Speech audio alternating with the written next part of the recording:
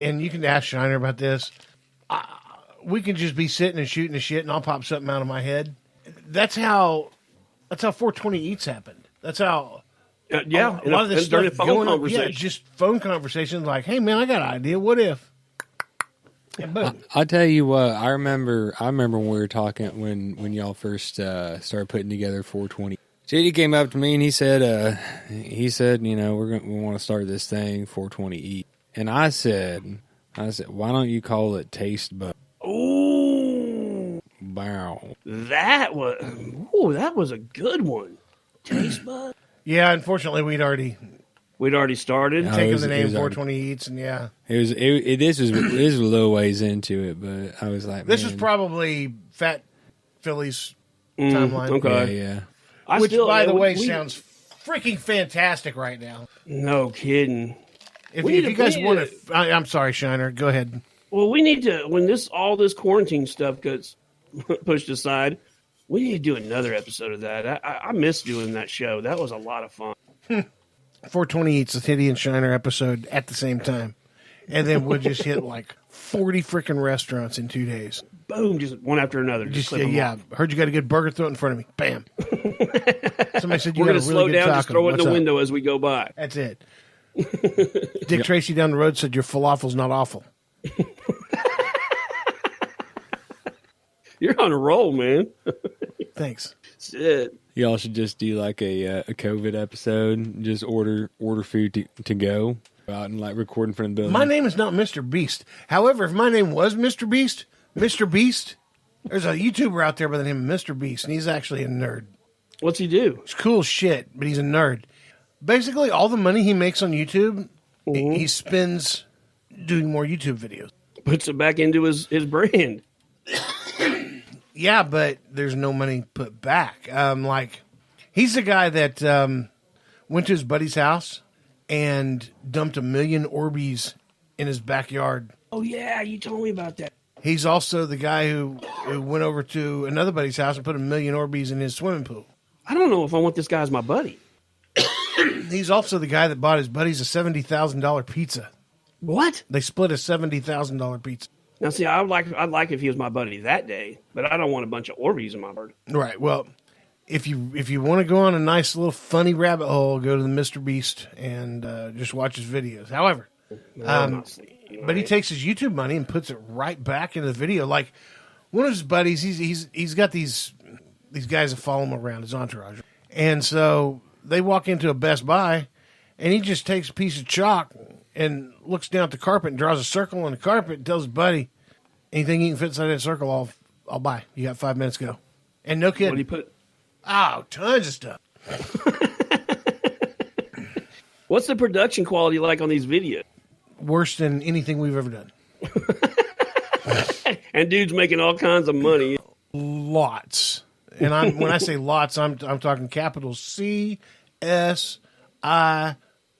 Lots. Thank you, Baron. Yeah. Thank you, Baron. I do that on my couch all the time. We'll be watching TV and watching this. Buy a Bride show? No, the zombie show, whatever. Walking Dead? Yeah. Don't you come in here. You better stay away. Like, you stay away. Like, OTAK. Away. Away. Because Baron will just make up. He'll just make up stuff in his head. Yeah, you don't care. No. No. What's your dog's name? Nope. Okay. Cool. Little kids like that are funny, though, dude. I mean, those are the ones that keep you entertained. Now, Baron, who's this? Uncle Joey. Joey. Joey. Huh? Not Joey. Every once in a while you hear Uncle Joey. But when he's excited, it's Uncle Joey. You like he's from back east. Down east, right? Yeah, yeah. I mean, like his buddy's name is Codfish and his dog's name is Duke. Yeah, there you go. Oh, man. Oh, so I'm going to shout out to myself. That film got accepted in that film festival. Yeah, today. Man. So that's pretty dope. So you made the you automatically get played, right? Yeah. It'll be played during the festival, so that's killer. Yeah, it'll be a lot of exposure, man. A lot of exposure. But yeah, that's the first short film I've ever done. Okay. So how much exposure do you think? I don't know, but I know they said, I mean, I saw the list of the judges, and they said they had hundreds of entries from all over the world. So, and I think they took 25 to play in the festival. Like that kind of exposure? Yeah, man, that totally washed out. Yeah. But was that a light? Yeah, it was a lighting. Yeah, so from getting from hundreds of entries down to 25, and I'm still in it. I'm pretty stoked about that, dude. One of the best under 3-minute videos I think I've ever seen in my life, and I'm not saying that because I'm your best friend. I'm not saying that because we have a company together. I'm not saying that because I pee longer than you or whatever. It doesn't matter. Take a 2-minute 37. 2:37, bro. 2:37. But I am saying that because that's pretty monumental, dude. A year ago, we were picking up cameras to go film this stupid little show called 420, and what you have done in a year is insane. I've always like when I get ready to do something, and once I put my mind to it, I want to keep doing it till I'm not just proficient at it, I'm really good at it. And this has been one of the harder things that I've done, and I just keep teaching myself. And I mean, my son does a lot of stuff with Adobe products, and I mean, he's paid all kinds of money to learn how to use some of their programs. And I literally, I've taught myself Premiere Pro, and I still don't know a ton that it does. I know enough to make it a cool looking video. But yeah, man, the past year, I look back and think, man, it was a productive year because I definitely added to the old knowledge bank. But yeah, I'm pretty stoked about this film, dude. And as competitive as I am now, I'm like, okay, but we'll see what happens. Yeah, I just hope the world gets back to normal somewhat because I still want to do some OU tailgate and some OSU tailgate. And oh man, that would be so fun. Well, yeah. It's funny you said we get back to normal because I think with them opening things back up this coming week, that'll be the next episode of the vlog that I work on, is trying to figure out what the new normal is going to be. And I don't know. I might hit the streets of Tulsa as safely as I can and see what other people feel about that. Like what's the new normal going to be? Just get printed masks. I mean, you can buy printed masks now. I want them just get one that says "back off, dick." Yeah, that's an industry that took off that nobody saw coming. Now you can get all kinds of different masks made with this and that on them. And 6 foot mother. yeah, dude.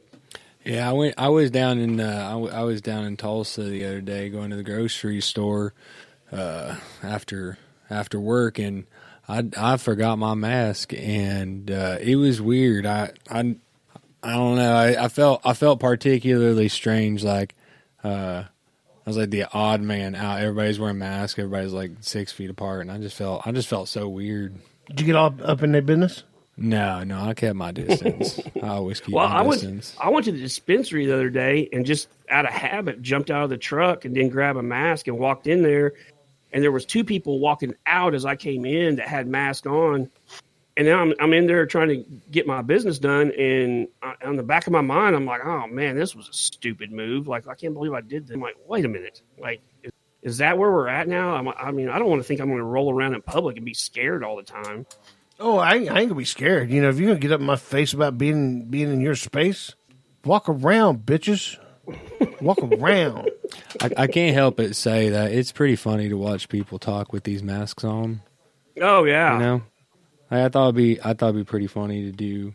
I don't know. I thought I was watching these the other day, and they're interviewing people out and about in the world, but they're all wearing masks. And I just think it'd be so funny if somebody just dubbed over the person who's doing the reporting, just be completely off the topic of what they're talking about. Start showing pictures, We can make that happen. It would be pretty funny. What I think we all need to do, and if you can see me on the camera here, Shiner, because we're still filming apart because we are still locked down. Social distancing.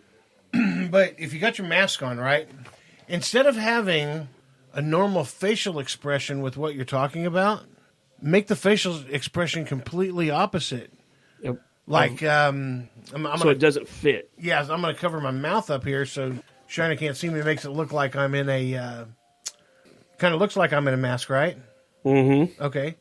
But that video you sent, was absolutely amazing. Best thing I ever saw. Or just talk about something real calm, but have like your eyebrows raised like you're scared shitless. Yeah. Now, what people didn't see in there was Shiner was looking at me through the camera, and so I switched my eyebrows and how my eyes were. I was complimenting his work, but Look pissed off. I looked pissed off as hell. So Yeah. you can change your body language and still keep with the same message, but really F some people up over it. It's like that deal you do to dogs. You know, you talk in a real sweet voice, but call dogs a bunch of dirty names, and they're happy as shit. You know, yeah. And you talk real stern to them and call them, you know, the best dog in the world, and they're scared to death. So. Oh yeah. Where Joey's dog is here somewhere. Where's Speaking Jones? of that, I don't know where mine are. Jones, come here, Jones. You incredible little piece of shit MFer. I want to kick you 30 yards and through a window. How are you? Yeah, you're such a good dog. You are a great dog. What kind of dog is it? I don't know. Is it like a corgi mix or something? Yeah, it looks something like that. Dude, I've got kind of a lowrider, but fuzzy. A neighbor behind me has a corgi, and if they let that dog out, every dog around them gets on that fence trying to eat through it to get to that. No dog in the neighborhood likes that little corgi. I don't know what his attitude problem is, but every dog on the block wants to kick that little dog's ass. That's just like, why does everybody want to fight a midget?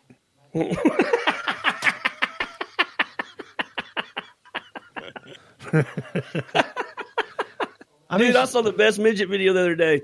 There was two of them, and they had a 50 cal BMG rifle, and one of them's underneath the stock, and one of them's way up on the front of it underneath the barrel. And they're like, "This is what happens when you give small men big guns." And the next clip you see is they've got it laid down on a tripod, and one of them standing there holding it, getting ready to shoot it, and the other one has got him in by the waist. He's got his arms around his waist, and he's hugging him real tight, and he touches this rifle off, and it knocks them both smooth in the dirt, man. It is hilarious.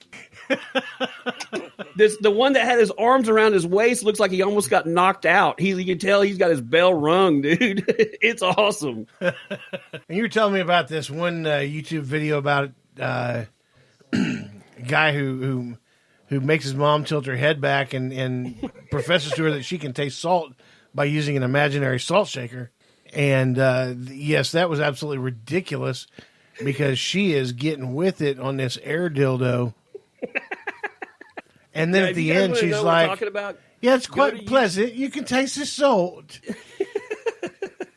Go to YouTube and search "Mom Can Taste the Salt," and you'll find this video we're talking about. It is absolutely hilarious. That dude's going straight to hell for doing that to his mom, though. Yeah, I don't know. The prank videos on YouTube are getting pretty epic. Especially, there's a lot of couples prank videos. Yeah. And they are one-upping each other like big time. Well, that's been going on for a while because there was a boyfriend-girlfriend couple, and some of their stuff they did, dude, I can't believe they were still together. He gave her a necklace one time that he had taken the guts out of one of those collars that you put on dogs, and they have the invisible fence, you know? Yeah. And he gave it to her for a gift. I mean, they made it look like a real nice necklace, and she put it on, was all happy as shit. And then he sent her out to his Jeep to get something, and she walked across that invisible fence, and it shocked the shit out of her, dude. I mean, it was awesome. The stuff they do is crazy, dude. I've never... Like anybody I've ever dated, it'd be over. They wouldn't put up with those kind of shenanigans. Yeah, but I'm talking like there's these two brothers on there, and I forget what the name of the video. I got to go back, but they're at the point of one-upping each other. It's gotten ridiculous. Like, so in the middle of the night, this guy has this crane at like 4 a.m. put this like 12,000-pound boulder in the back of his brother's pickup. Like tires pop immediately. Like, can you imagine getting up in the morning and finding that? Oh, God. And to think, like, what would you do? Right. What's your retaliation be on that? Yeah, you're like, what in the... Oh, brother, boy, you got me there. Yeah, right? Have to go spend another $75,000 on a pickup now. That was good, though. I swear. I owe you. Like, what would you... I don't know, man. You know what would be interesting to figure out, or for them to release, is I wonder how much increase in